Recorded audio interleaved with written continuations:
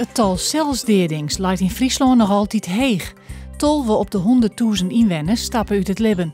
Landelijk is het tal mensen dat er zelfs te kwadien had een beetje aanom vergeleken met eerdere jaren. Het tal celsdeerdings lijkt het heegst in de provincie Groningen.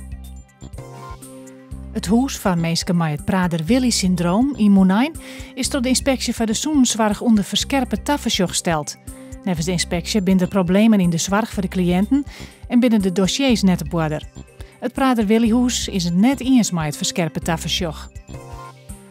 Het is in Ljouwert de computergame Cross of the Dutchman lanceren, met Grutte Pier in de haatrol. De gamer kroept in de hoed van de boer die het uitgroeit tot de leider van een leger van Frieske verzetstrijders. De game kan in verschillende talen spelen worden, ik in het Friesk. Silvio Teunissen uit Balzet doet nijwieken mee aan de Spartathlon in Griekenland. Dat is een verneemde wedstrijd door 246 kilometer, die de hutdravers binnen 36 uur helje matten. De loop is voor de 33ste keer en in die jaren hebben maar 24 Nederlanders de Spartathlon uitroen. Het bloedt joen en vannacht droog. Het is heel bewolkt en het is 10 graden. Morgen, sinneskin waar, het bloedt meer droog en het wordt 19 graden.